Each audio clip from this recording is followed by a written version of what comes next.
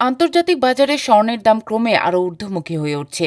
আজ স্পট মার্কেটে মূল্যবান ধাতুটির দাম প্রথমবারের মতো $4,300 ছাড়িয়েছে। এছাড়া সপ্তাহ জুড়ে স্বর্ণের মূল্য বেড়েছে প্রায় 8.6%, যা গত 17 বছরের মধ্যে সর্বোচ্চ সাপ্তাহিক দর বৃদ্ধি। স্পট মার্কেটে প্রতিবেদন লেখা পর্যন্ত প্রতি আউন্স স্বর্ণের দাম ছিল $4,359.31, যা আগের দিনের তুলনায় 0.8% বেশি।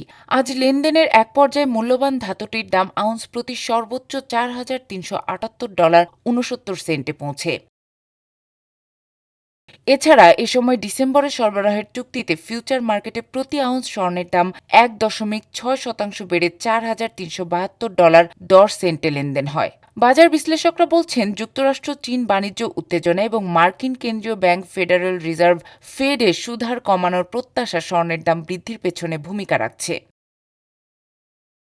বিনিয়োগকারীদের ধারণা, 29 থেকে 30 অক্টোবরের বৈঠকে ফেডারেল রিজার্ভ 25 বেসিস পয়েন্ট হারে সুদহার কমাতে পারে। এছাড়া ডিসেম্বরে আরেকবার সুদহার কমানোর সম্ভাবনা আছে। রূপার বাজারেও আজ ঊর্ধ্বমুখিতা বজায় রয়েছে। স্পট মার্কেটে ধাতুটির দাম 0.1% বেড়ে আউন্স প্রতি $54.26 দাঁড়িয়েছে। সপ্তাহ জুড়ে রূপার বাজার দর বেড়েছে প্রায় 8%। এদিন লেনদেনের এক পর্যায়ে ধাতুটির দাম আউন্স প্রতি রেকর্ড $54.35 পৌঁছে।